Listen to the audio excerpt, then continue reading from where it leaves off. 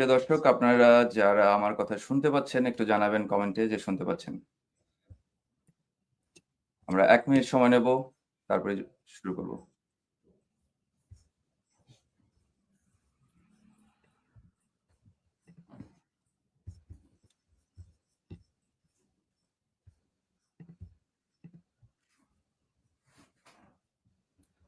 শোনা যাচ্ছে আমার কথা?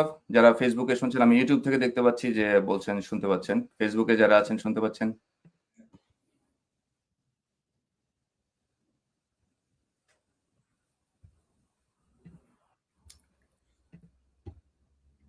আচ্ছা, আমরা তাহলে শুরু করি। আ সুপ্রিয় দর্শক, আমাদের আজকের এই আয়োজনে আপনাদেরকে স্বাগতম। আজকের এই আলোচনায় গল্পকথায় আমরা কথা বলব গণতন্ত্র পুনরুদ্ধার, আওয়ামী লীগ ও ছাত্রলীগের যুগপৎ কর্মসূচি নিয়ে। বাংলাদেশ এখন এক ক্রান্তিকাল অতিক্রম করছে। গণতন্ত্র পুনরুদ্ধার এবং জনগণের অধিকার প্রতিষ্ঠার লড়াইয়ে বাংলাদেশ আওয়ামী লীগ ও ছাত্রলীগ কিভাবে গুরুত্বপূর্ণ ভূমিকা রাখছে সেটাই আমরা আজকে বিশ্লেষণ করব।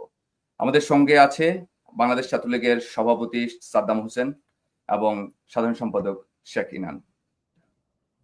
সাদ্দাম, ইনান, আপনাদেরকে আজকের অনুষ্ঠানে স্বাগত জানাই।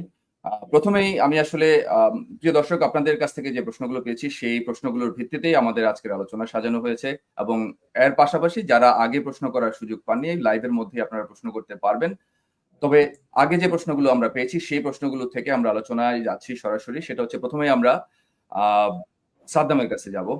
সাদ্দাম, আপনি একটু বলবেন যে প্রথমেই আমাদেরকে যে আজকে বাংলাদেশের রাজনৈতিক পরিস্থিতি সম্পর্কে রাজনৈতিক পরিস্থিতিটাকে আপনারা কিভাবে দেখছেন, কিভাবে মোকাবেলা করছেন এবং ভবিষ্যৎ পরিকল্পনা নিয়ে সংক্ষেপে একটু যদি বলেন।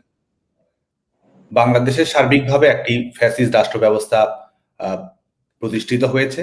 আজকে মানুষের মত প্রকাশের স্বাধীনতা, রাজনৈতিক অধিকার, গণতান্ত্রিক অধিকার কোনো কিছুই নেই এবং একই সঙ্গে রাষ্ট্রীয় পৃষ্ঠপোষকতায় বাংলাদেশে এক ধরনের উগ্রবাদী কর্মকাণ্ডকে প্রশ্রয় প্রদান করা হচ্ছে। মানুষের স্বস্তি, নিরাপত্তা, আইন শৃঙ্খলা পরিস্থিতি প্রত্যেকটি ক্ষেত্রে কিন্তু একটি বিপর্যস্ত বাস্তবতা বাংলাদেশে বিরাজ করছে। আমরা মনে করি যে বাংলাদেশ একই সঙ্গে ফ্যাসিস্ট রাষ্ট্র ব্যবস্থা, একই সঙ্গে একটি ব্যর্থ রাষ্ট্র ব্যবস্থা এবং একই সঙ্গে একটি উগ্র ধর্মীয় ঝুঁকির মধ্যে বাংলাদেশ মধ্যে রয়েছে এবং সে কারণে বাংলাদেশের জনগণ ক্রমান্বয়ে গণতন্ত্রের দাবিতে হোক, সেটি মানুষের নিরাপত্তার দাবিতে হোক, সেটি সাম্প্রদায়িক সম্প্রীতির দাবিতে হোক, বাংলাদেশের মানুষ কিন্তু ক্রমান্বয়ে এই সরকারের বিরুদ্ধে ক্ষোভে ফুঁসে উঠছে। কারণ এটি বাংলাদেশের মানুষের একটি কমন ইন্টারেস্টে পরিণত হয়েছে যে এই সরকার থাকা মানেই, যেমন মুক্তিযুদ্ধকে প্রতিস্থাপিত করে রাজাকারদের দর্শনকে নিয়ে আসা, এই সরকার থাকা মানেই গণতন্ত্রকে অপ্রাসঙ্গিক করে দেয়। এই সরকার থাকা মানেই জনগণের যে ক্ষমতায়নের ধারণা রয়েছে বাংলাদেশের মানুষের, সেটিকে এক ধরনের বিচ্ছিন্ন করে দেয়া। তো এবং বিশেষ করে আমাদের তরুণদের কথা যদি আমরা বলি, যে আমাদের তরুণরা তো সবাই একটি যৌক্তিক দাবিতে আন্দোলন করেছিল, শিক্ষা, কর্মসংস্থান, মেধার ভিত্তিতে নিয়োগ প্রক্রিয়া চেয়েছিল এবং আজকে বাংলাদেশে কি হচ্ছে? আজকে বাংলাদেশে শিক্ষা প্রতিষ্ঠান থেকেই শিক্ষা নির্বাসনে চলে গেছে। শিক্ষা প্রতিষ্ঠানগুলো উগ্রবাদী ধর্মীয় কর্মকাণ্ড পরিচালনা করার চারণভূমিতে পরিণত হয়েছে এবং যে চাকরি, যেটি বিশেষ করে শেখ হাসিনা সরকার তরুণদের যে আস্থা অর্জন করেছিলেন, কনফিডেন্স পেয়েছিলেন, সেটি হচ্ছে যে কর্মসংস্থানের নিশ্চয়তা। বিশেষ করে সরকারি চাকরিতে মেধাভিত্তিক, যোগ্যতা ভিত্তিক নিয়োগ প্রক্রিয়া তিনি অবারিত করতে পেরেছিলেন। আজকে বাংলাদেশে কিন্তু সরকারি চাকরির বিজ্ঞাপন নেই বললেই চলে এবং বেসরকারি খাত, বিশেষ করে কলকারখানা, ব্যবসা বাণিজ্য, অর্থনীতির যে 12টা বেজে গেছে, সে কারণে সরকারি চাকরি আর কয়জনই বা করবে? যে কারণে লেখাপড়া শেষ করে ছেলে মেয়েদের এক ধরনের বাধ্যতামূলক বাস্তবতা হচ্ছে যে সে বাধ্যতামূলক বেকারে পরিণত হবে।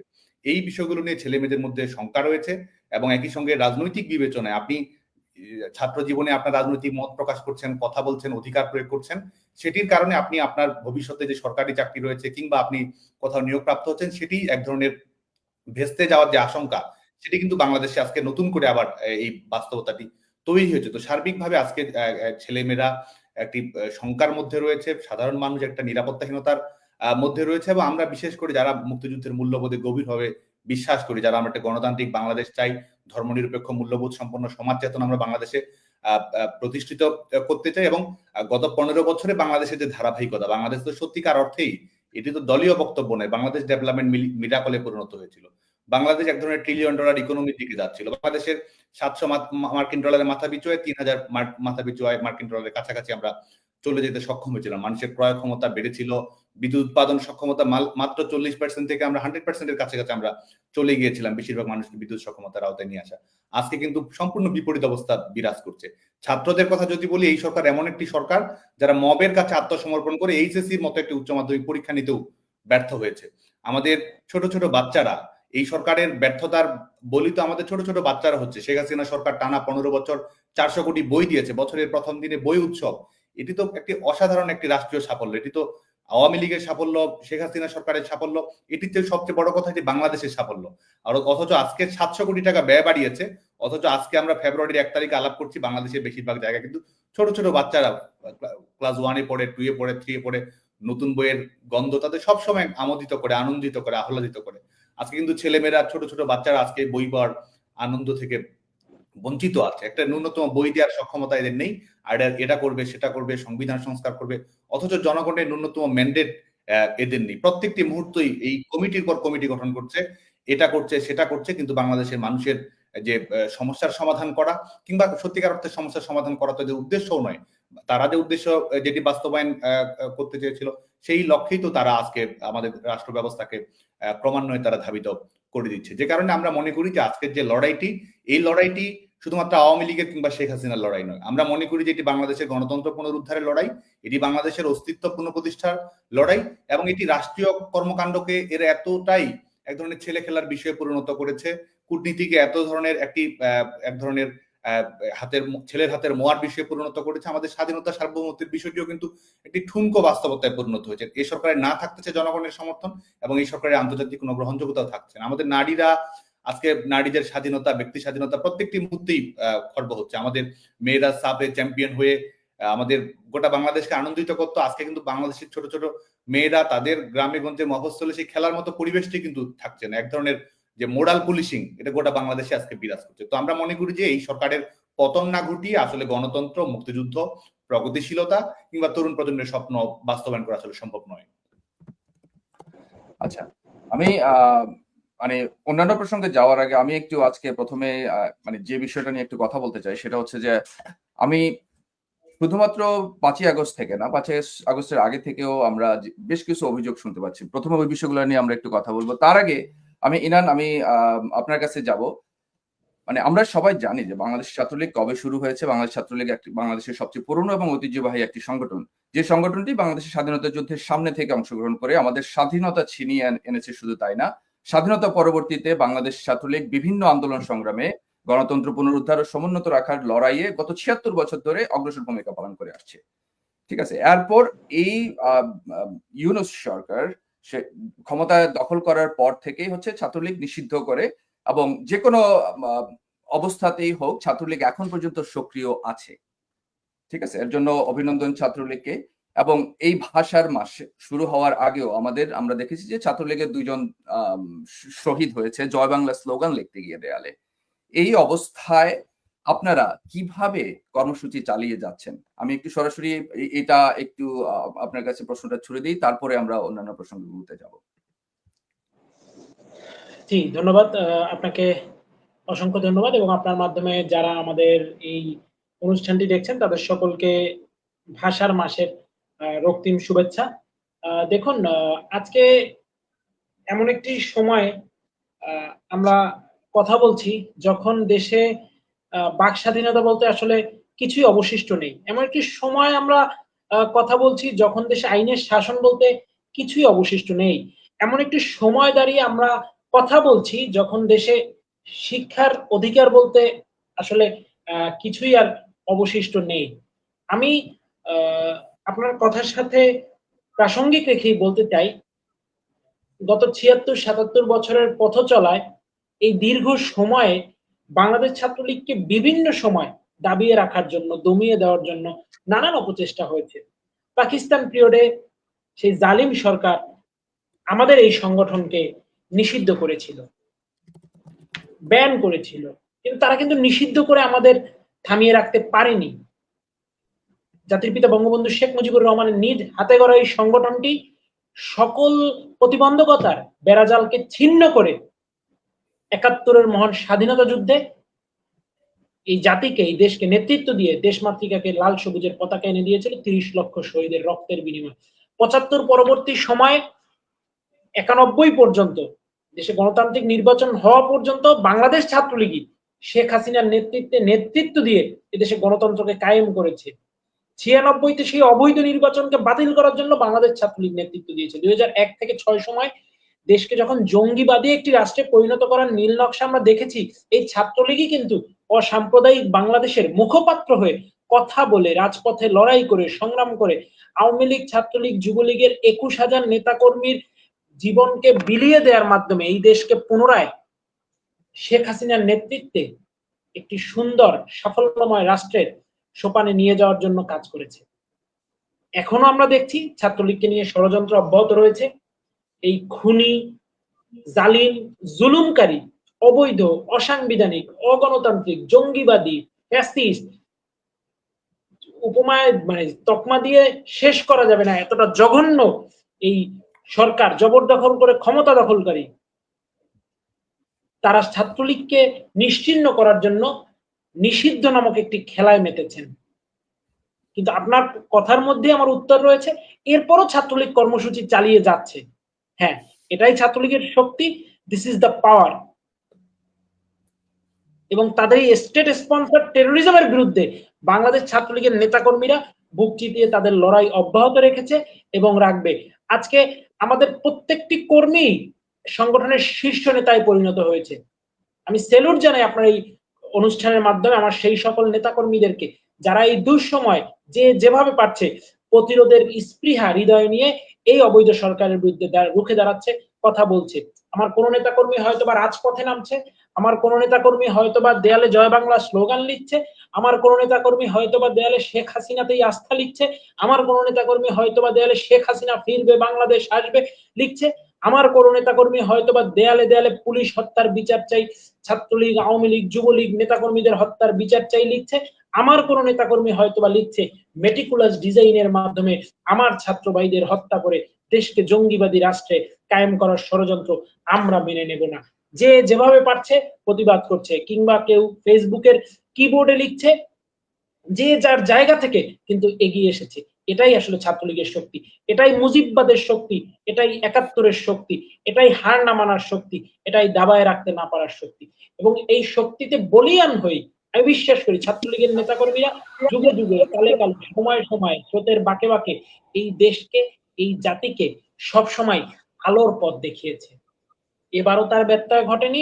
বাংলাদেশ ছাত্রলীগের নেতাকর্মীরা আমার হাজার হাজার বললেও ভুল হবে, লক্ষ লক্ষ নেতাকর্মী যখন ক্লাসে যেতে পারছে না, আমার লক্ষ লক্ষ নেতাকর্মী যখন পরীক্ষা দিতে পারছে না, আমার হাজার হাজার নেতাকর্মীর যখন সনদ বাতিল করা হচ্ছে, একটি ছেলে, একটি মেয়ে তার জীবনে খুব কাঙ্ক্ষিত স্বপ্ন একটি উচ্চ শিক্ষা প্রতিষ্ঠানে পড়ে সে তার গ্রাজুয়েশন সম্পন্ন করে, সেই স্বপ্নকে যখন নিমিষেই হয়তোবা ছাত্রলীগের কোন কর্মী ছিল, নেতা ছিল, আজ থেকে ২ বছর, ৩ বছর, ৪ বছর আগে সে তার শিক্ষা জীবন সমাপ্ত করেছে, তাদের সনদ বাতিল করা হচ্ছে। কি অপরাধ তাদের? এই তথাকথিত মুখোশধারী, লেবাসধারী সরকারের দালালেরা তারা বলছে ও ছাত্রলীগের কর্মী ছিল, এটাই তার অপরাধ। এই অপরাধে যেভাবে আমার হাজার হাজার ভাইদের, বোনদের সার্টিফিকেট পর্যন্ত বাতিল করা হচ্ছে, এরপরও কি দাবিয়ে রাখতে পেরেছে? দমিয়ে রাখা যাচ্ছে? যাবে না। আমার নেতাকর্মীদের জয় বাংলা লেখার অপরাধে আমার ভাইদের, আমার বন্ধুদের, আমার অগ্রজদের, অনুজদের বেদম ভাবে প্রহার করা হয়েছে। আমার ২ ভাইকে তো কুপিয়ে মেরেই ফেলা হলো। তাতে কি দেয়ালে দেয়ালে জয় বাংলা লেখা থামাতে পেরেছে? ছোট্ট শিশু আজকে চিৎকার করে ওঠে, আমরা দেখি সামাজিক যোগাযোগ মাধ্যমে জয় বাংলা। ছোট্ট শিশুর মুখে আমরা আজকে শুনি জয় বঙ্গবন্ধু। বঙ্গবন্ধুর ভাস্কর্যগুলো কিভাবে ভেঙেছে, কিভাবে ধানমন্ডি ৩২-এর বাড়ি পোড়ানো হয়েছে আমরা কিন্তু দেখেছি। ধানমন্ডি ৩২ পুড়িয়েই কি বঙ্গবন্ধুকে নিশ্চিহ্ন করা যাবে? ৩২-এর ইতিহাস মুছে ফেলা যাবে? যাবে না। তেমনি ছাত্রলীগকে নিষিদ্ধ করেও ছাত্রলীগের ইতিহাস মুছে ফেলা যাবে না। ছাত্রলীগ সবসময় এদেশের শিক্ষার্থীদের নিয়ে কাজ করে, এখনো করছে, ভবিষ্যতেও করবে। ছাত্রলীগ সবসময় এদেশের যে কোনো অন্যায়ের বিরুদ্ধে, অপরাধের বিরুদ্ধে প্রতিরোধের ভাষা হয়ে গর্জে উঠেছিল। এদেশের কৃষক, শ্রমিক, তরুণ, যুবার মুখের ভাষা হয়ে ছাত্রলীগই প্রথম স্লোগান তুলেছে। এবারও ছাত্রলীগ সেই ধারা অব্যাহত রেখেছে এবং আমি অবনত মস্তকে, কৃতজ্ঞ চিত্তে আমার ছাত্রলীগের সেই সব নেতাকর্মী ভাইদেরকে সেলুট জানাই, শ্রদ্ধা জানাই, সালাম জানাই, যারা এই দুঃসময়েও আমার এই সংগঠনের ঝান্ডা বহন করে চলেছে। আমি অন্তত বাংলাদেশ ছাত্রলীগের সাধারণ সম্পাদক হিসেবে বঙ্গবন্ধু কন্যা দেশরত্ন শেখ হাসিনার পক্ষ থেকে এবং আমার এই সংগঠনের সকল অগ্রজদের পক্ষ থেকে এবং এই সংগঠনের সকল নেতাকর্মীর পক্ষ থেকে এই মুহূর্তে আমার যেই ভাইয়েরা বুক চিতিয়ে লড়াই করছে তাদেরকে সশ্রদ্ধ চিত্তে সালাম জানাচ্ছি। অনেক ধন্যবাদ ইনান। আমি মূল আলোচনা আমাদের আজকে যেই আমাদের আন্দোলন কর্মসূচি যা নিয়ে কথা বলার কথা, তার আগে আমি যখন এই অনুষ্ঠানের কথা প্রচার করলাম, একটা প্রশ্ন আমরা বারবার পাচ্ছি, বারবার আসছে আমার কাছে, সেটা হচ্ছে যে ছাত্রলীগের মধ্যে শিবির ঢুকলো কিভাবে? মানে একজন সংখ্যা ধরে বলছে যে ৭৩ জন। আমি জানি না কিভাবে গণনাটা হয়েছে বা কিভাবে আসলে মানে ফিল্টার করছে কারা হেলমেট ছিল না ছিল। এখন এই প্রশ্নটার উত্তর আমাদেরকে দিতে হবে যে আমরা কিভাবে আসলে ছাত্রলীগ ঢুকলো। এখন আমি আসলে ওপেন করে দিচ্ছি প্রশ্নটা, মানে সাদ্দাম, ইনান, আপনারা যেই কে উত্তর দিতে চান প্রথমে আমি একটু শুনতে চাই আপনাদের কাছ থেকে। ধন্যবাদ। আমাদের তো আমরা স্বাভাবিকভাবেই দুজনেই হ্যাঁ, দুজনেই আপনারা প্রেসিডেন্ট বলুন, বলেন, তারপর আমরা সাদ্দামের কাছ থেকে শুনে নেই। হ্যাঁ। স্বাভাবিকভাবেই আমাদের প্রেসিডেন্ট বলুক আগে। পথ চলায় তো অবশ্যই ত্রুটি বিচ্যুতি হয়েছে, সাংগঠনিক সীমাবদ্ধতা কিছু ক্ষেত্রে অবশ্যই ছিল এবং এক ধরনের ইনফিল্ট্রেশন ঘটা, এক ধরনের ইন্ট্রেন্স ইন ডিসগাইজ, এক ধরনের ছদ্মবেশে অনুপ্রবেশ করা, এ ধরনের ঘটনাও ঘটেছে এবং এটির পেছনে যে বাস্তবতাটি রয়েছে সেটি হচ্ছে যে বিশেষ করে স্বাধীনতা বিরোধী মৌলবাদী সংগঠনটির ইসলামী ছাত্র শিবির, যারা যুদ্ধাপরাধের দায়ে সম্পৃক্ত এবং বাংলাদেশের মৌলবাদী রাজনীতির প্রধানতম পৃষ্ঠপোষক যারা, তারা কিন্তু তাদের সাংগঠনিক কৌশলই কিন্তু হচ্ছে যে অন্য সংগঠনের অভ্যন্তরে এ ধরনের অনুপ্রবেশটি করা। এবং এটি বাংলাদেশ ছাত্রলীগের ক্ষেত্রেই শুধু নয়, আমরা কিন্তু প্রগতিশীল অন্যান্য অপরাপর ছাত্র সংগঠনগুলোর ক্ষেত্রেও কিছু বাস্তবতা রয়েছে, সামাজিক সাংস্কৃতিক সংগঠনগুলোর ক্ষেত্রেও কিছু বাস্তবতা রয়েছে, সাংবাদিক সমিতির ক্ষেত্রেও কিছু বাস্তবতা রয়েছে। তো এটি হচ্ছে একটি সাংগঠনিক, বাংলাদেশ ছাত্রলীগ তো স্বাভাবিকভাবে একটি ওপেন ছাত্র সংগঠন। তো আমাদের যেটি হয় সেটি হচ্ছে যে আমরা তো বাংলাদেশের সকল ছাত্র সমাজের জন্য আমাদের সংগঠনটি উন্মুক্ত থাকে, যারা আমাদের বিশেষ করে জাতির পিতা বঙ্গবন্ধু শেখ মুজিবুর রহমানের আদর্শ এবং সংগ্রাম, মুক্তিযুদ্ধের মূল্যবোধকে ধারণ করে শিক্ষার্থীদের অধিকার আদায়ে ভূমিকা রাখতে চায়, তাদের সবসময় আমরা সংগঠনে আমরা স্বাগতম জানাই।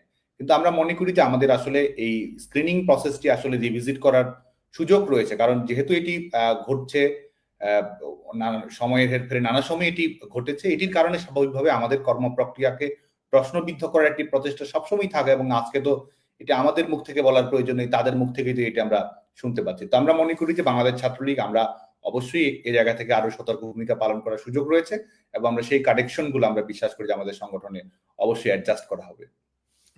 আচ্ছা, শাকিনান আপনি একটু বলেন। জি, ধন্যবাদ। দেখুন, আমি এই জায়গাটায় যেই পয়েন্টটি উল্লেখ করব, বাঙালি কিন্তু খুব সরল চরিত্রের, বাঙালি খুব উদার মনা একটি জাতি। আমরা বাঙালি খুব আপ্যায়ন পরায়ণ, অতিথি পরায়ণ, মানুষকে কাছে টানার মানসিকতা ধারণ করে।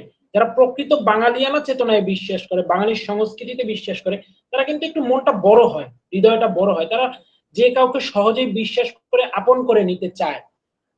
তো আমরা সেই পলাশী থেকে যদি ঘাটি, একটু ইতিহাসটা ঘেটে দেখি, আমরা মির্জাফরকে দেখেছি, মির্জাফরের শেষ পরিণতিও দেখেছি।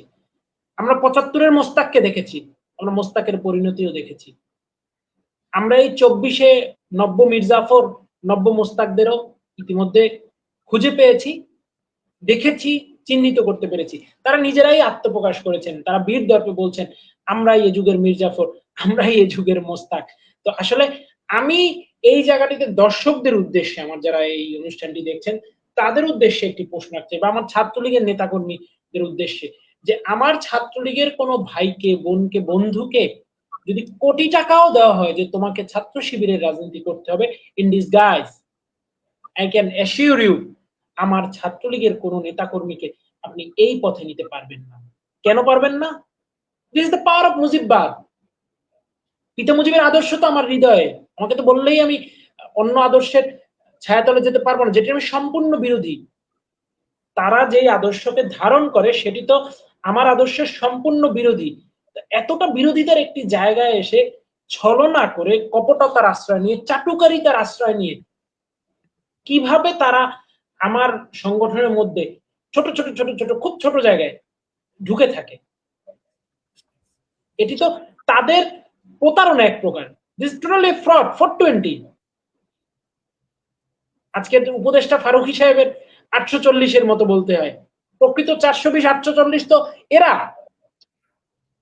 সুতরাং আমরা বলতে চাই সামনের দিনেও আমাদেরকে আরো সতর্ক হতে হবে। জাতির পিতা 75-এ এই মোস্তাকদের মতো মানুষদের বিশ্বাস করে ভুল করেছিলেন, এই যুগে আমাদের মধ্যে থেকেও এরা ক্ষতি করার চেষ্টা করেছে। সামনের দিনে অবশ্যই যারা যে পর্যায়ে বাংলা ছাত্রলীগকে নেতৃত্ব দেব, তারা এই বিষয়গুলোকে ব্যাপকভাবে মাথায় রাখতে হবে। এই অনুপ্রবেশের বিষয়ে আমাদের অত্যন্ত সতর্ক থাকতে হবে এবং কাজ করতে হবে। ইনান, এটার সাথে আমি একটু ফলো আপ প্রশ্নটা সেটা হচ্ছে, ঢাকা বিশ্ববিদ্যালয়ে ছাত্রলীগ নিপীড়ন চালিয়েছে এরকম একটা প্রচারণা কিন্তু শিবির চালাচ্ছে, ব্যাপকভাবেই চালাচ্ছে, মানে সাধারণ ছাত্রছাত্রীদের উপর যে নির্যাতন চালিয়েছে। এখন এই ব্যাপারে মানে আপনাদের বক্তব্যটা কি?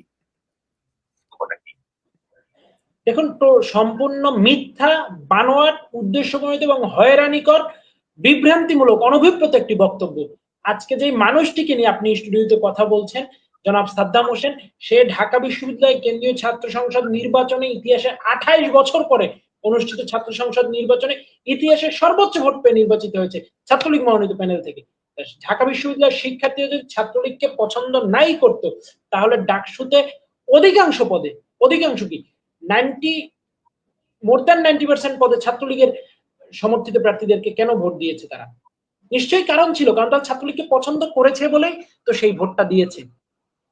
পরবর্তী সময় শিক্ষার্থীরা ছাত্রলীগের ছায়াতলে, ছাত্রলীগের সংস্পর্শে, ছাত্রলীগের সাথে থেকেই এই দেশকে এগিয়ে নেওয়ার জন্য তারা পড়াশোনায় মনোনিবেশ করেছে, তারা পড়াশোনা করেছে, শিক্ষার একটি সুন্দর পরিবেশ ছাত্রলীগ সবসময় বজায় রেখেছে, শিক্ষার্থী তাদের অধিকার নিয়ে পড়াশোনা করেছে, হলে থেকেছে। আজকে সেই ঢাকা বিশ্ববিদ্যালয়ে সেই পরিবেশ তো নেই। আমার বাংলাদেশ ছাত্রলীগের 2000-এর অধিক নেতাকর্মী আজকে ঢাকা বিশ্ববিদ্যালয়ে ক্লাস করতে পারছে না, পরীক্ষা দিতে পারছে না। এর জবাব আমাকে কে দেবে? আমি এর জবাব চাই। আজকে যারা প্রশাসন পরিচালনা করছেন, আজ হোক কাল হোক, এই জবাব কিন্তু আপনাদেরকে দিতে হবে যে আমার ভাই, আমার বোন কেন ক্লাস করতে পারছে না, পরীক্ষা দিতে পারছে না। এটা কি পৃথিবীর কোন সভ্য দেশে হতে পারে? Is it possible? বাংলাদেশের সংবিধান 30 লক্ষ শহীদের রক্তের বিনিময়ে অর্জিত আমার 72-এর যে সংবিধান, সেই সংবিধানে স্পষ্ট উল্লেখ রয়েছে শিক্ষা তো একটি মৌলিক অধিকার ভাই। জাতিসংঘ সনদ দেখেন আপনি, ইউএনএইচসিআর, শিক্ষা তো একটি basic human rights all over the world. You should have to ensure it. You do not have any right to violate my basic right. আপনাকে এই অধিকার কেউ দেয়নি। আপনি কিসের জোরে, কিসের বলে আমার ছাত্রলীগের ভাইদের বোনদেরকে ক্লাস পরীক্ষায় যেতে দিচ্ছেন না? আমাদের বলেন আমরা নিপীড়ন করেছি, কবে কখন এরকম হয়েছে? আমি তো ব্যক্তিগতভাবে আমি আইন বিভাগের শিক্ষার্থী ছিলাম। আজকে আমার স্যার, আমি স্যারই বলবো, কারণ বঙ্গবন্ধু কন্যা শেখ হাসিনা শিখিয়েছেন এই প্রেক্ষাপটেও, যখন একদিন তার কাছে আসিফ নজরুল স্যার সম্পর্কে যে কোনো একটি কথা বলেছি, তিনি বলছেন তোমার ডিপার্টমেন্টের টিচার, ভদ্রতা শিখবা, কারা কি করছে সেটা দেখে নিজেদের পরিবর্তন করো না। ছাত্রলীগের নেতাকর্মীদের শিক্ষকের প্রতি সম্মান থাকতে হবে। শিক্ষক ভালো না খারাপ সেটা ভিন্ন বিষয়, শিক্ষককে শিক্ষক হিসেবে দেখবা। এই যে শেখ হাসিনার শিক্ষা, এই শেখ হাসিনার শিক্ষাটা তো আমরা ধারণ করি। এই স্যার আমাদের ক্লাস করিয়েছেন, তিনি তো বরাবরই বিভিন্ন রকম কথাবার্তা বলেছেন। কোনোদিন কি তার সাথে কোনো অসদাচরণ করেছে ছাত্রলীগের ছেলেমেয়েরা? আজকে আমার ঢাকা বিশ্ববিদ্যালয়ের মতো একটি বিশ্ববিদ্যালয়, শত শত শিক্ষক, 100 শিক্ষক ক্লাস করাতে যেতে পারছেন না, পরীক্ষা নিতে যেতে পারছেন না। কেন? তারা মুক্তিযুদ্ধের সপক্ষ শক্তি নিয়ে খোলাখুলি কথা বলেন, স্পষ্টত তারা মুক্তিযুদ্ধের সপক্ষ শক্তির পাশে দাঁড়িয়েছেন। এটাই তাদের অপরাধ। আমার বিভাগে এই যে আজকের তথাকথিত উপদেষ্টা জনাব মাহফুজ আলম, উনি করেছেন, কোনোদিন কেউ তাকে ক্লাস করতে বাধা দিয়েছে, পরীক্ষা দিতে বাধা দিয়েছে? এগুলো তো আমাদের শিখানো হয়নি। এই সংগঠন ছাত্রলীগ তো এগুলো কাউকে শিখায় না। বঙ্গবন্ধু কন্যা তার ছাত্রলীগকে এগুলো শিখাননি। বঙ্গবন্ধু চেতনার ছাত্রলীগ তো এই শিক্ষায় বিশ্বাস করে না। তাহলে আজকে কারা আমাদের বিরুদ্ধে এই মিথ্যা প্রপাগান্ডা গুলো ছড়াচ্ছে? তারাই ছড়াচ্ছে যারা একদিন ছদ্মবেশে আমাদের মধ্যে থেকে সংগঠনের নানা বিভ্রান্তি সৃষ্টি করার চেষ্টা করেছে, সংগঠনকে বদনাম করার চেষ্টা করেছে, যারা সংগঠনের ভিতরে থেকে বিভিন্নভাবে, বিভিন্ন পর্যায়ে, বিভিন্ন পরিপ্রেক্ষিতে, বিভিন্ন সিচুয়েশনকে স্যাবোটাইজ করার চেষ্টা করেছে, তারাই তো এই বিভ্রান্তি গুলো ছড়াচ্ছে। এগুলো সম্পূর্ণ মিথ্যা এবং বানোয়াট। অনেক ধন্যবাদ ইনান। আমরা এবার একটু মূল প্রসঙ্গে ফেরত যাই। কোন একটা জায়গা থেকে আসতেছে। আচ্ছা, মূল প্রসঙ্গে ফেরত যাই। আমরা জানি যে আমরা বাংলাদেশের অর্থনৈতিক অবস্থা দিন দিন খারাপ হচ্ছে। এখন কর্মসংস্থান কমছে মানুষের, দ্রব্যমূল্য বাড়ছে, বিনিয়োগ বন্ধ হয়ে যাচ্ছে। এমত অবস্থায় বাংলাদেশ আওয়ামী লীগ পুরো ফেব্রুয়ারি মাস জুড়ে এই আন্দোলন কর্মসূচি দিয়েছে। সেই কর্মসূচি বাস্তবায়নে সহযোগী সংগঠন হিসাবে এগিয়ে এসেছে বাংলাদেশ ছাত্রলীগও।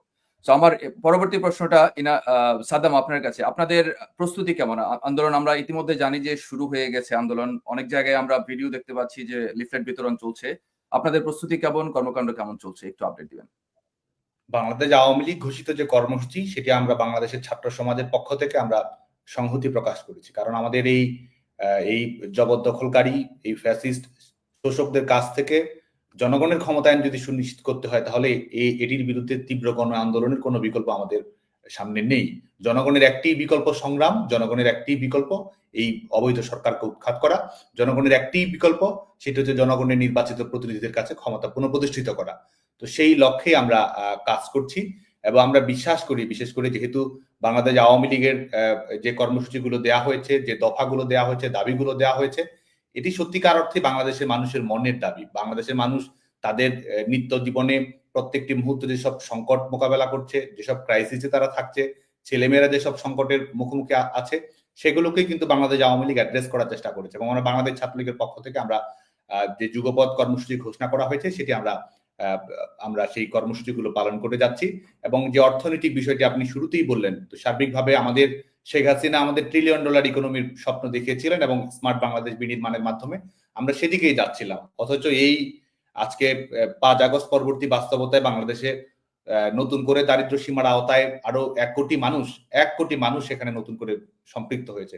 সোশ্যাল সেফটি নেটের আওতায় আমাদের প্রিয় নেত্রী বঙ্গবন্ধু কন্যা দেশরত্ন শেখ হাসিনা কয়েক কোটি মানুষকে এই সামাজিক সুরক্ষা খাতের আওতায় নিয়ে এসেছিলেন। আজকে কিন্তু সবগুলো এই যে রাষ্ট্রীয় কল্যাণধর্মী যে রাষ্ট্র ব্যবস্থা শেখ হাসিনা গড়ে তুলেছিলেন, ওয়েলফেয়ার ইকোনমি যেভাবে তিনি গড়ে তুলেছিলেন, সেটি কিন্তু আজকে এক ধরনের বিপর্যস্ত হয়েছে।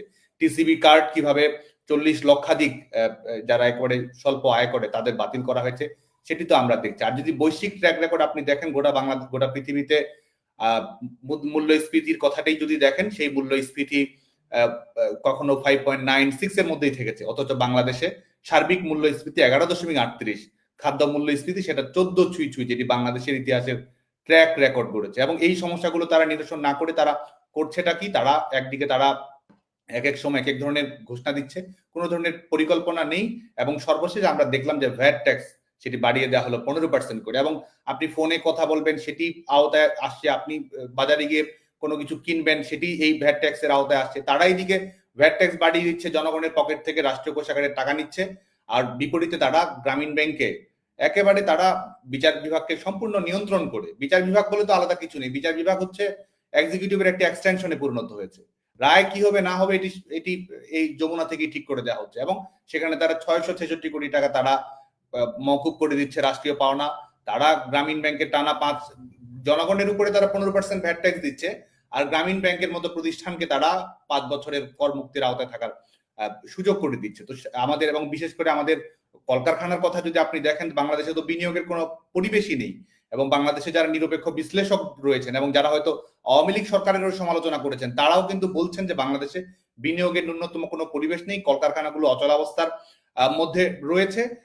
শ্রমিকেরা যেভাবে বিশেষ করে কলকারখানা থেকে চাকরি ছাড়া হয়ে যাচ্ছে, তো বেকারত্ব কিন্তু একটা দুর্বিষহ যন্ত্রণার মধ্যে দিয়ে যাচ্ছে। এর মধ্যে মানুষ সেখানে সার পাচ্ছে না, এখানে বিদ্যুৎ সংকটের মধ্য দিয়ে মানুষ যাচ্ছে। তো প্রত্যেকটি ক্ষেত্রেই একটি রাষ্ট্র ব্যবস্থাকে একটি হযবরল রাষ্ট্র ব্যবস্থার দিকে আসলে নিয়ে যাচ্ছে। তো যে কারণে আমরা মনে করি যে বাংলাদেশ আওয়ামী লীগ যে কর্মসূচিটি ঘোষণা দিয়েছে, এটি বাংলাদেশের জনগণের কর্মসূচি। এবং আমরা বিশ্বাস করি যে আজকে 1 তারিখ থেকে লিফলেট, প্রচারপত্র, বিল 1 থেকে 5 তারিখ পর্যন্ত যেটি চলবে, এবং আজকে এই কর্মসূচি সূত্র ধরেই বলি, বাংলাদেশ আওয়ামী লীগের কর্মসূচির প্রতি আমরা সংহতি জানিয়েছি ছাত্র সমাজের পক্ষ থেকে। এবং একই সঙ্গে বাংলাদেশ ছাত্রলীগ তার কিছু কর্মসূচি ঘোষণা করেছে ছাত্র সমাজের দাবিগুলোকে প্রাধান্য দিয়ে, যেটিতে আমরা বলেছি যে আমাদের ভবিষ্যতে এই আমাদের বিশেষ করে আমাদের জিডিপির 6% যেন শিক্ষা খাতে ব্যয় করা হয়, সে ব্যাপারে যেন জাতীয় ঐক্যমত্য তৈরি হয়, ছাত্র সংসদ ভিত্তিক ছাত্র রাজনীতি যেন বাংলাদেশে প্রতিষ্ঠিত করা সম্ভব হয়। এবং আমাদের যে বিশেষ করে কারিগরি কলেজগুলোতে যারা পড়ছে, কারিগরি প্রতিষ্ঠান বিশ্ববিদ্যালয়গুলোতে যারা পড়ছে, তাদের জন্য জব প্লেসমেন্টের সুবিধা হয়, লেখাপড়া শেষ করে এক ধরনের ক্যারিয়ার ফেস্টিভ্যালের মাধ্যমে হয়। আমাদের ছাত্ররা যারা রয়েছে, আমাদের ছাত্ররা যেন স্টুডেন্ট পাস ব্যবহার করে আমাদের গণপরিবহন ব্যবহার করতে পারে। এবং আমরা সবচেয়ে বেশি যেটিতে ফোকাস করেছি, আপনি জানেন যে এই 15 বছরে যতজন না ভেরিফিকেশনের কারণে চাকরি বাতিল হয়েছে, এই ফ্যাসিস্ট ইউনূস এক বিসিএসই তার চেয়ে বেশি, এমনকি শুধুমাত্র রেজাল্ট কিন্তু না, তাদের প্রশিক্ষণ শেষ, ট্রেনিং শেষ, তাদের চাকরি তারা বাতিল করে দিয়েছে। যে কারণে আমরা সুস্পষ্ট হয়ে বলেছি যে এই কেউ যদি ফৌজদারি অপরাধে দণ্ডপ্রাপ্ত হয়ে থাকে তাকে সেক্ষেত্রে ভিন্ন বিষয়, কিন্তু ফৌজদারি অপরাধের দণ্ডপ্রাপ্ত, এমনকি মামলা থাকলেও তো সেটি নানা কারণেই মামলা হতে পারে, ফৌজদারি অপরাধে দণ্ডপ্রাপ্ত হওয়া ব্যতীত সবাইকে ভেরিফিকেশন প্রথাটি আমরা বাতিল করার জন্য আহ্বান জানিয়েছি।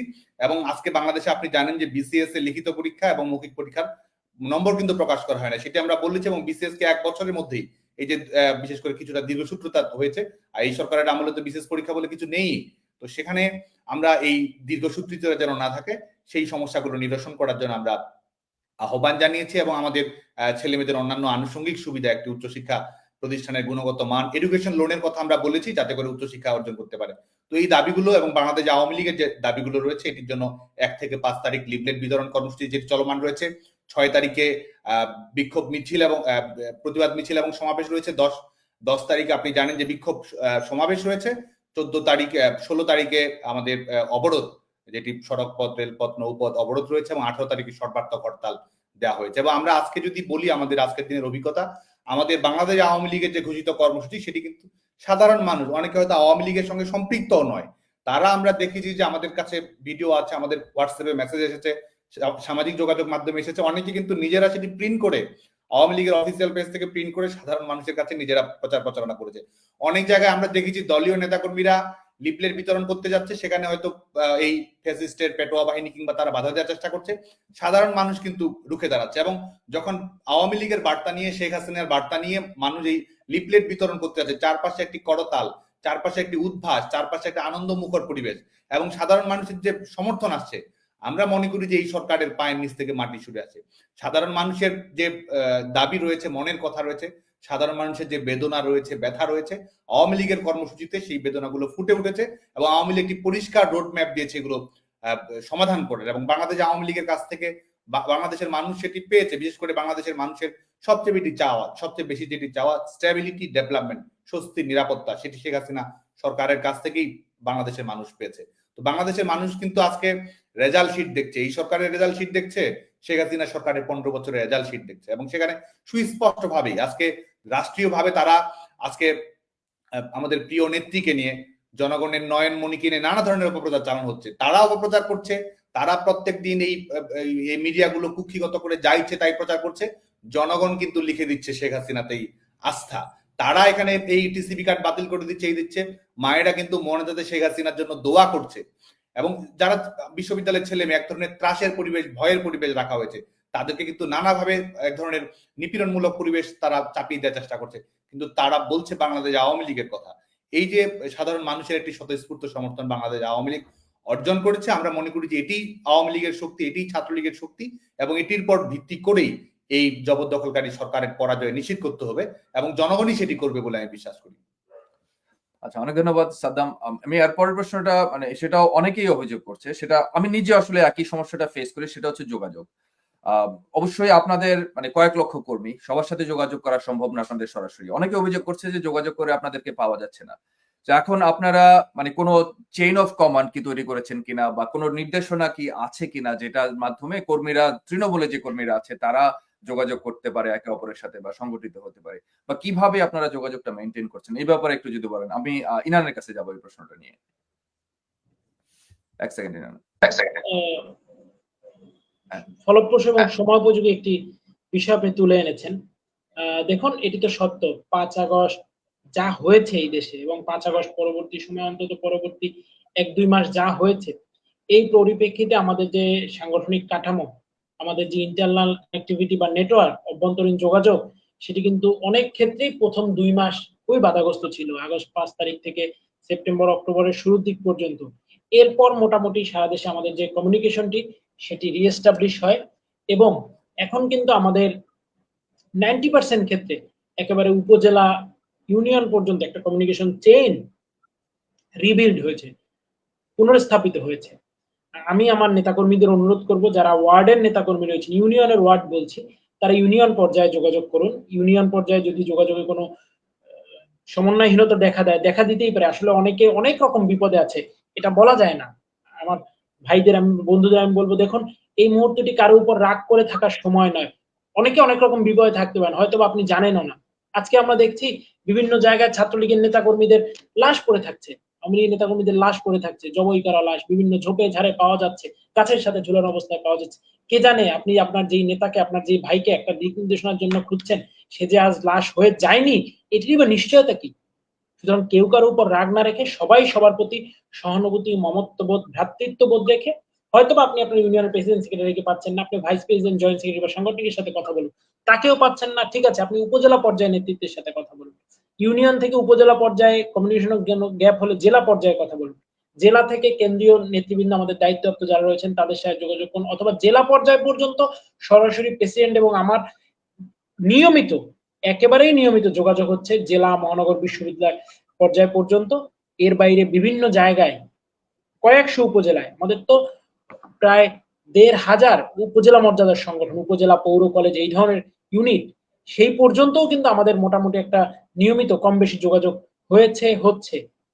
তো তারপরও যদি যে কারো জায়গা থেকে কমিউনিকেশনে গ্যাপ মনে হয়, সে সরাসরি যোগাযোগ করতে পারে। অন্যথায় আমাদের যে সাংগঠনিক চেইন রয়েছে সেটি রিএস্টাবলিশ হয়েছে। হয়তোবা কেউ নিরাপত্তাজনিত কারণে নাম্বার পরিবর্তন করেছে, আপনার কাছে না থাকলে আপনার পাশের ইউনিয়নের কোনো বন্ধুর কাছে আছে। কেউ জেলা পেন্সিলের নাম্বার খুঁজছেন, পাচ্ছেন না, সে তার পাশে, আপনার ইউনিয়নে হয়তো বা কারো কাছে নাম্বারটি এখনো পৌঁছেনি, আপনি আপনার পাশের ইউনিয়নে যোগাযোগ করুন, অবশ্যই আপনি পেয়ে যাবেন। অধিকাংশ জায়গায় আমাদের যারা ইউনিট প্রধান রয়েছে তারাও পুনরায় আবার অ্যাক্টিভ হয়েছেন এবং সংযোগটি স্থাপন করেছেন। আমাদের যে চেইনটি, সাংগঠনিক কাঠামোর নেটওয়ার্কটি, আমাদের তো কয়েক মিলিয়ন নেতাকর্মী, এই মিলিয়ন মিলিয়ন নেতাকর্মীর মধ্যে আমাদের যে কাঠামো বা ডেকোরাম বা চেইন ছিল, সেটি স্রষ্টার পরম কৃপায় আবার আমরা পুনরস্থাপিত করতে পেরেছি। এবং বঙ্গবন্ধু কন্যা দেশরত্ন শেখ হাসিনার যে নির্দেশনা ছিল, তার যে ডিরেকশন ছিল, এবং এমনকি আমরা খুব অবাক হয়েছি, আসলেই চোখে জল চলে আসছে, চোখে পানি চলে আসছে, আমি দুঃখিত। মানে বঙ্গবন্ধু কন্যার কর্মী হতে পেরেছি। তিনি 5 আগস্ট থেকে পুরো আগস্ট মাস জুড়ে আমি এবং প্রেসিডেন্ট কিন্তু আসলে কমিউনিকেশনের বাইরে ছিলাম নিরাপত্তা জনিত কারণে। তিনি অনেক জেলা, উপজেলা, ইউনিয়ন পর্যায়ে নিজে যোগাযোগ করেছেন, ছাত্রলীগ প্রেসিডেন্সির জায়গায় কিংবা আমাদের কেন্দ্রীয় জায়গায় তিনি নিজে কথা বলেছেন। তিনি নিজে নেতাকর্মীদের মনোবল চাঙ্গা করেছেন, তাদের সমস্যা অসুবিধা নিয়ে কথা বলেছেন। সত্যি আমরা গর্বিত, আমরা বঙ্গবন্ধু কন্যা শেখ হাসিনার কর্মী। সত্যি আমরা গর্বিত, আমরা এমন একটি সংগঠনের সভাপতি, সাধারণ সম্পাদক হিসেবে দায়িত্ব পালন করছি, যেই সংগঠনের নেতাকর্মীরা প্রত্যেকেই অন্য যে কোনো সংগঠনের শীর্ষ নেতৃত্বের থেকে অনেক বেশি যোগ্যতা সম্পন্ন, অনেক বেশি সাহসী। এটি আমাদের জন্য অত্যন্ত আনন্দের।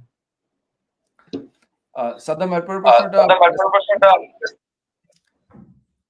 আচ্ছা, ইনানের মাইকে মনে হয় একটু সমস্যা হচ্ছে। আচ্ছা, যাই হোক, ইনান, আমি আপনাকে মিউট করে রাখছি, যখন আপনি কথা বলবেন আপনার কাছে যাবো। সাদ্দাম, এরপরের প্রশ্নটা আপনার কাছে। আমরা মানে দেখলাম যে ক্ষমতা গ্রহণ করার পরে প্রথমেই হচ্ছে ইউনূস সাহেব যেটা করলেন যে ছাত্রলীগ নিষিদ্ধ করেন। আমার কথা হচ্ছে যে ছাত্রলীগকে এত ভয় কেন? আপনার কেন মনে হয় কেন ছাত্রলীগকে এত ভয় পায়?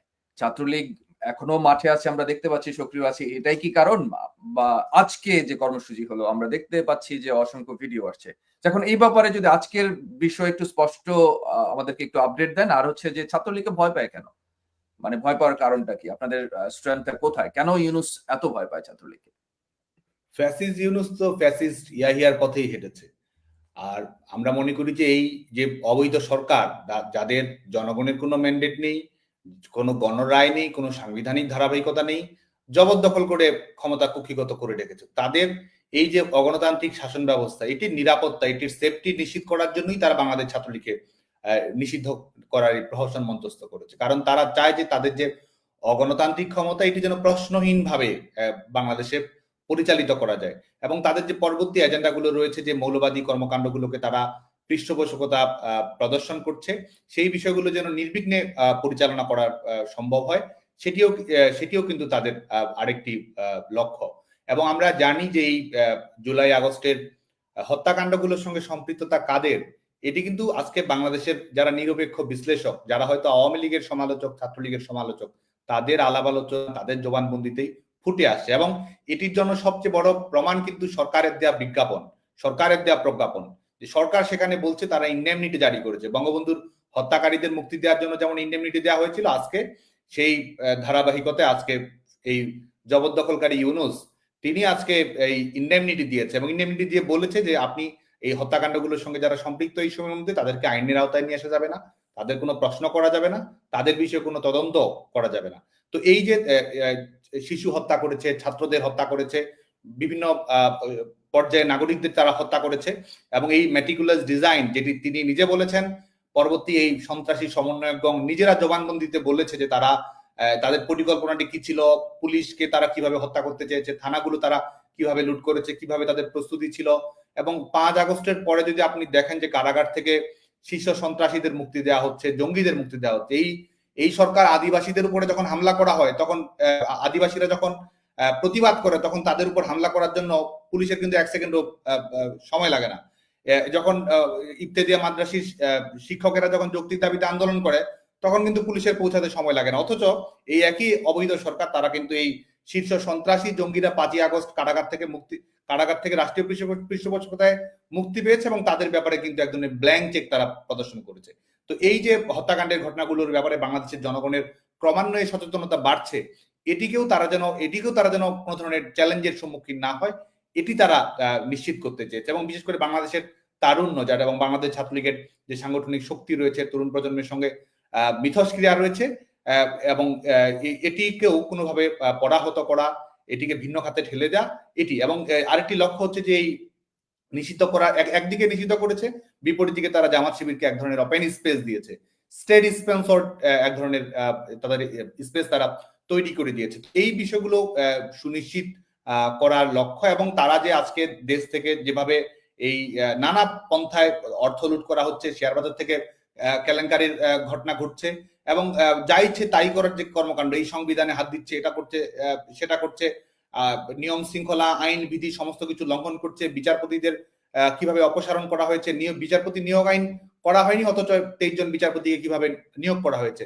এই যে বিচার বিভাগকে নিয়ন্ত্রণ করা, মিডিয়াকে নিয়ন্ত্রণ করা, জবরদখল করা, প্রত্যেকটি ক্ষেত্রেই যে তাদের এই প্রবণতা, এই যে ফ্যাসিস্ট রাষ্ট্র ব্যবস্থা গড়ে তোলার যে প্রবণতা, এটিকে তারা নিরঙ্কুশ রাখতে চেয়েছে।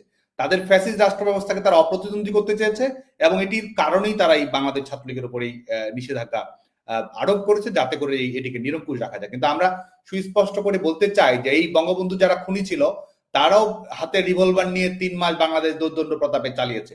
তো এটাই এন্ড অফ হিস্ট্রি নয়, এটাই ইতিহাসের শেষ নয়। বাংলাদেশ ছাত্রলীগই শেষ কথা বলবে এবং এই জবরদখলকারী, এই খুনি, এই দখলদার বাহিনীর পতন ঘটিয়ে গণতন্ত্রের বিজয় বাংলাদেশ ছাত্রলীগের রচনা করবে। অনেক ধন্যবাদ সাদ্দাম। এরপরের প্রশ্নটা ইনান আপনার কাছে। আমি মানে সাদ্দামের কাছ থেকে কিছুটা উত্তর পেলাম। আজকের আপডেট কি? আমরা আজকে কি শুনতে পাচ্ছি? ছাত্রলীগের কর্মসূচি কিভাবে পালন করছে? একটু যদি আজকের আপডেট। জি ধন্যবাদ। আজকে তো আসলে খুবই অভূতপূর্ব সাড়া আমরা পেয়েছি ইতিমধ্যেই। আপনি ইতিমধ্যে বিভিন্ন মাধ্যমে হয়তোবা কয়েক শত প্রচারণার ভিডিও, ছবি আপনিও হয়তোবা দেখেছেন এবং আমাদের কাছে যেই রিপোর্ট তথ্য এসেছে সারাদিনের আমাদের দায়িত্বরত নেতৃবৃন্দের মাধ্যমে আমরা এখন পর্যন্ত যা তথ্য পেয়েছি, তাতে আজকে ছাত্রলীগের নেতাকর্মীরাই, রিপিট, শুধু ছাত্রলীগের নেতাকর্মীরাই কয়েক হাজার স্পটে সারা দেশে অন্তত 1,500 থেকে 2,000 স্পটে তারা লিফলেট এবং প্রচারপত্র বিলি হয়েছে। এবং খুব ইন্টারেস্টিং যে ইস্যুটি হচ্ছে সেটি হচ্ছে জনগণ খুবই আন্তরিকভাবে তাদের গ্রহণ করেছে। Public response is very high এবং খুবই আন্তরিক। এটা আমাদের জন্য খুবই আনন্দের একটি বিষয় এবং জনগণ কিন্তু ফুঁসে উঠছে।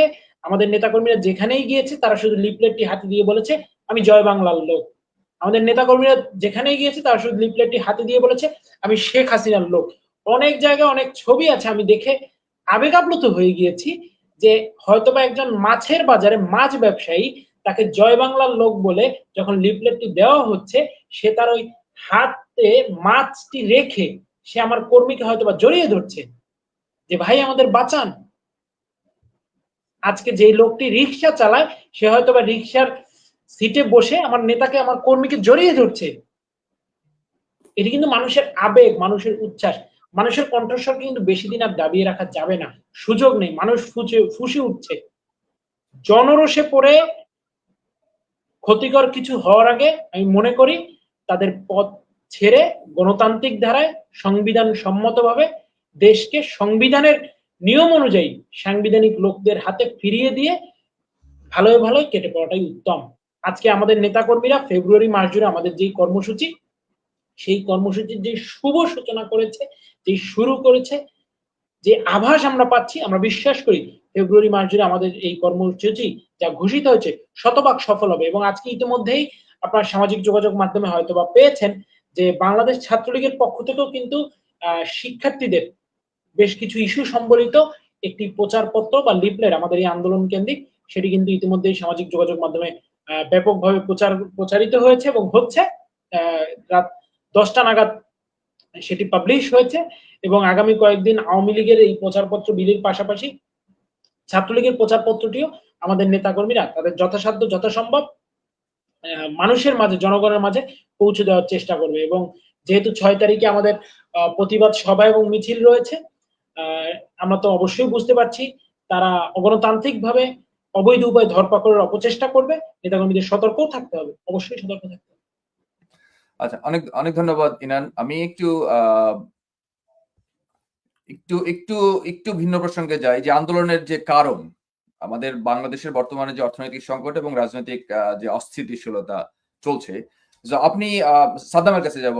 আপনি কি মনে করেন যে এটা শুধুমাত্র রাজনৈতিক অস্থিরতার ফল, নাকি এর পেছনে সামাজিক কোনো কারণও আছে, যেটা মানে আমরা শুনতে পাই যে কোচিং সেন্টার গুলো এই আন্দোলনে বিশাল ভূমিকা রেখেছে, কারণ এদের ব্যবসা বন্ধ হয়ে যাচ্ছে। এটা সরাসরি শিক্ষার সাথে জড়িত, যেহেতু শিক্ষার যে আধুনিকায়নের চেষ্টা বাংলাদেশ আওয়ামী লীগ করেছিল, এবং যে যে প্রচেষ্টা আমরা দেখেছি, যে সিস্টেমটা কানাডাতে আছে, সুইডেন, নরওয়ে, ওই দেশগুলোতে দেখা যাচ্ছে, ওরকম একটা সিস্টেমকে হঠাৎ করে দেখা গেল কোচিং সেন্টারের ব্যবসা বন্ধ হয়ে যাচ্ছে এর কারণে, এবং শিক্ষকরা প্রাইভেট পড়াতে পারছেন না।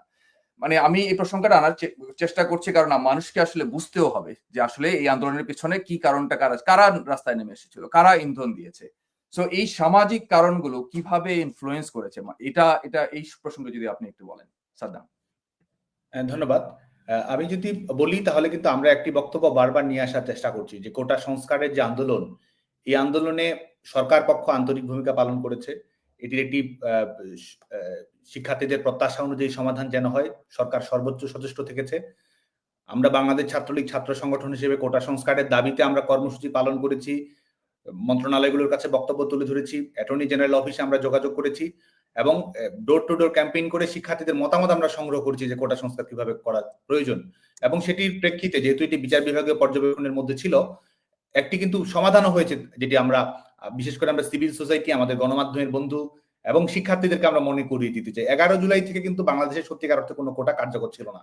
যখন হাইকোর্টের রায়ের উপর স্টে অর্ডার প্রদান করা হয়, তারপর থেকে কিন্তু 11 জুলাই যে বাংলাদেশের চাকরির পরীক্ষা দিয়েছে, চাকরির পরীক্ষা আবেদন করেছে, কারো ক্ষেত্রেই কিন্তু কোনো কোটা কার্যকর ছিল না। পরবর্তীতে এটিকে আপনারা তো এটি ইতিমধ্যে সবার সামনে উন্মোচিত হয়েছে, এই লাশের রাজনীতি কায়েম করা, স্নাইপার রাইফেল দিয়ে শিশুদের হত্যা করা, ছাত্রদের হত্যা করা, কিশোরদের হত্যা করা, এবং এই অভূতপূর্ব পরিবেশ পরিস্থিতি তারা তৈরি করেছে তাদের ঘোষিত মেটিকুলাস ডিজাইনের মাধ্যমে, এবং যেটির পুরস্কার হিসেবে তারা পরবর্তীতে সন্ত্রাসীদের অবমুক্তি দিয়েছে।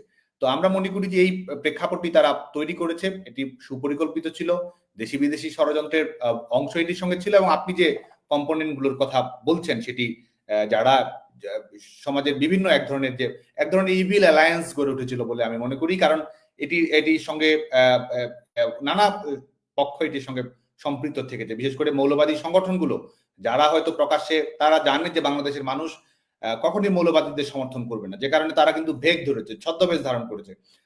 সেটি তারা হিজবুত তাহরীরের সঙ্গে সম্পৃক্ত, ইসলামী ছাত্র শিবিরের সম্পৃক্ত, তারা কিন্তু এক ধরনের সেই ভিন্ন রূপ ধারণ করে এটিকে তারা এক ধরনের মোড় দেওয়ার চেষ্টা করেছে। এবং এটির সঙ্গে আরো অনেক কম্পোনেন্ট সম্পৃক্ত রয়েছে, এবং আমি মনে করি যে এটির প্রমাণ আমরা মনে করি যে সময়ের সঙ্গে সঙ্গে আরো দৃশ্যমান প্রমাণ আমরা সময়ের সঙ্গে সঙ্গে অনেক বেশি বেশি পাবো, যে এটির পুরো প্রেক্ষাপটটি তারা কিভাবে তৈরি করেছে, কিভাবে বাস্তবায়ন করার চেষ্টা করেছে, সেটির অনেক প্রমাণ আমরা মনে করি যে সময়ের সঙ্গে সঙ্গে আমাদের সামনে আরো বেশি পরিষ্কার হবে। অনেক ধন্যবাদ সাদ্দাম। আমি এবার একটু মানে সরাসরি আন্দোলনের বিষয়ে আবার ফেরত আসি। সেটা হচ্ছে যে আমাদের যে আজকের যে কর্মসূচি, আপনার এই কর্মসূচি নিয়ে আমি জানি যে হ্যাঁ, আপনাদের সাথে অনেকেরই যোগাযোগ আছে। আমি ইনান প্রথমে আপনাকে দিয়ে শুরু করি এই প্রশ্নটা। আমি জানি যে যোগাযোগ আছে অনেকের সাথে যোগাযোগ নাই। বাংলাদেশ ছাত্রলীগের যারা নেতা কর্মী আছে তাদের জন্য আপনার কোনো নির্দিষ্ট কোনো দিক নির্দেশনা আছে কিনা, সেটা একটু যদি শেয়ার করেন। শেয়ার করুন। ইনানের কাছে যাব। জি দেখুন, এই ফেব্রুয়ারির কর্মসূচি তো বঙ্গবন্ধু কন্যা দেশরত্ন শেখ হাসিনার নির্দেশনা অনুযায়ী আমাদের বাংলাদেশ আওয়ামী লীগ থেকে প্রদান করা হয়েছে। তারই ফলো আপ হিসেবে বাংলাদেশ ছাত্রলীগ যেহেতু দেশের মানুষের অধিকার নিয়ে কথা বলে, শিক্ষার্থীদের অধিকার নিয়ে কথা বলে, সেক্ষেত্রে আমরাও প্রাসঙ্গিক কর্মসূচি দিয়েছি। তো এই প্রেক্ষিতে নেতাকর্মীদেরকে আমি উদাত্ত আহ্বান জানাবো আজকে ফেব্রুয়ারির এই মুহূর্তে দাঁড়িয়ে আপনারা যেভাবে দেশের যে কি অবস্থা সেটা তো আমরা সবাই ভালো করে জানি। এই প্রেক্ষাপটে আমাদের নেতাকর্মীরা যেভাবে আজকে কর্মসূচি শুরু করেছেন, আমি অনুরোধ করব এই স্পৃহা, এই অদম্য মনোবলকে হৃদয়ে ধারণ করে আপনারা এই ফেব্রুয়ারি মাস জুড়ে আমাদের কর্মসূচিগুলোকে সফল করবেন এবং 52 ভাষা আন্দোলনে যেভাবে আমাদের এই বাংলার সন্তানেরা, দামাল ছেলেরা নিজেদের মুখের ভাষার জন্য, মাতৃভাষার জন্য জীবনপণ লড়াই করে দাবি ছিনিয়ে এনেছেন, প্রয়োজনে আমাদেরকেও সেই পথেই হাঁটতে হবে এবং যে কোনো মূল্যে আমাদের বঙ্গবন্ধু কন্যা দেশরত্ন শেখ হাসিনার ঘোষিত এই ফেব্রুয়ারির কর্মসূচি সফল করতে হবে। তবে নেতাকর্মীদেরকে আমি এটাও বলবো, অবশ্যই আপনারা সতর্ক থাকবেন, সচেতন থাকবেন, কারণ এই অবৈধ সরকার, অসাংবিধানিক সরকার, অগণতান্ত্রিক সরকার, যেই সরকারের অধীনে দেশে আইনের শাসন বলতে কিছু নেই, সেই সরকার আপনাকে মব সন্ত্রাসের মাধ্যমে হোক কিংবা অবৈধ উপায়ে হোক আটক করে কিংবা গ্রেপ্তার করে অথবা রাস্তায় ফেলে পিটিয়ে মেরে অথবা জবাই করে অথবা আপনাকে পঙ্গু করে যে কোনো ভাবে তার হীন স্বার্থ চরিতার্থ করার চেষ্টা করবে। সুতরাং আমি নেতাকর্মীদেরকে উদাত্তভাবে আহ্বান জানাচ্ছি, আমাদের কর্মসূচি সফল করতে হবে, তবে নিজেদেরকে যতটা সম্ভব সতর্ক রাখতে হবে, সচেতন থাকতে হবে এবং নিজেদের অবস্থান সম্পর্কে কিংবা নিজেদের মুভমেন্ট সম্পর্কে অবশ্যই খুব বুঝে শুনে কথা বলতে হবে। কারণ আমরা কিন্তু ইতিমধ্যেই জানতে পেরেছি, আমরা ইতিমধ্যেই জানছি বিভিন্নভাবে, যেহেতু তারা অনেক পয়সা নিয়ে এসেছেন, মৌলবাদী শক্তির একটি বিশাল এজেন্ডা, বৈশ্বিক বিভিন্ন পক্ষের একটি বিভিন্ন রকমের বহুমাত্রিক এজেন্ডা নিয়ে তারা এই দেশে এসে ওই যে পাইরেটস অফ দি ক্যারিবিয়ান, যেমন ক্যারিবিয়ান দ্বীপপুঞ্জগুলোতে ধ্বংসযজ্ঞ চালাতো আমরা সিনেমায় দেখেছি, তারা হচ্ছেন পাইরেটস অফ দি বে অফ বেঙ্গল। আমাদের বঙ্গোপসাগরের থেকে মনে হয় যেন উঠে এসে তারা দেশটাকে দস্যুর রাজ্যে পরিণত করেছে, মবের মুল্লুকে পরিণত করেছে। সুতরাং তাদের থেকে আমাদেরকে সতর্ক থাকতে হবে, কারণ তারা পয়সা বিছিয়ে নানান ফন্দি ফিকির করে আমাদের নেতাকর্মীদেরকে নানানভাবে ট্রাপে ফেলে, নানান ষড়যন্ত্রে আবদ্ধ করে তারা কিন্তু নেতাকর্মীদের অবস্থান শনাক্ত করার কিংবা তাদেরকে ধরার অপচেষ্টা করছেন। ইতিমধ্যেই জনগণ বিভিন্ন জায়গায় প্রতিরোধ শুরু করেছেন, প্রতিরোধ করছেন, অবশ্যই সামনের দিনে এই প্রতিরোধ মহিরুহে পরিণত হবে। আমি নেতাকর্মীদেরকে আহ্বান জানাবো, যে কোনো ভাবে আপনারা আপনাদের সতর্কতা অবলম্বন করবেন, সচেতন থাকবেন, কোনোভাবেই নিজেদের অবস্থান কাউকে বলাটা আমি সমীচীন বলে মনে করি না। প্রিয়, অনেক ধন্যবাদ ইনার। প্রিয় দর্শক, আমরা অনুষ্ঠানের শেষের দিকে চলে এসেছি অলমোস্ট। আপনাদের কোনো প্রশ্ন থাকলে এখনো জানাতে পারেন, আপনারা আমি নেওয়ার চেষ্টা করব। এরপরের প্রশ্নটা আমার যাবে হচ্ছে যে আন্দোলন প্রসঙ্গে সাদ্দাম আপনার কাছে। সো বাংলাদেশের আমাদের যে বর্তমান যে পরিস্থিতি, এই পরিস্থিতিতে আপনি কি মনে করেন যে এই আন্দোলনের মাধ্যমে সরকারকে চাপে ফেলা সম্ভব বা ইতিমধ্যে সরকারকে চাপে ফেলা গিয়েছে বলে কি মনে হচ্ছে আপনার কাছে? এবং সেই সাথে দেশবাসীর প্রতি ছাত্রলীগের পক্ষ থেকে আপনি কোনো বার্তা দিতে চান কিনা, সেটা যদি একটু শেয়ার করেন। ধন্যবাদ। আমি আগের প্রসঙ্গ থেকে একটু টানি, সেটি হচ্ছে যে সামাজিক কম্পোনেন্টের যে আলোচনাটি আপনি করেছেন, যে এটির প্রেক্ষাপট, এটি আমি মনে করি যে গণতান্ত্রিকভাবে নির্বাচিত আওয়ামী লীগ সরকারকে গণতান্ত্রিকভাবে পরাজিত করার মতো ক্যাপাসিটি জনসমর্থনপূর্ণ দলেরই ছিল না, যে কারণে তারা সবসময় একটি অগণতান্ত্রিক পন্থার দিকে সবসময় একটি খুঁজছিল এবং যে সার্বভৌমত্ব রক্ষা, সেটির ব্যাপারে আওয়ামী লীগের যে কম্প্রোমাইজ না করা এক ধরনের আপোষহীন মনোভাব, এটিও হয়তো কোনো না কোনো ভাবে দেশি বিদেশি ষড়যন্ত্রকারীদেরকে উৎসাহিত করেছে। আর আওয়ামী লীগ হচ্ছে একই সঙ্গে ধর্মনিরপেক্ষ মূল্যবোধ এটির এবং প্রগতিশীল রাষ্ট্রভাবনা, এই যে লিবারেল চিন্তাভাবনাগুলো রয়েছে, সেটির একটি বড় রক্ষা কবচ হচ্ছে আওয়ামী লীগ, শেখ হাসিনা সরকার।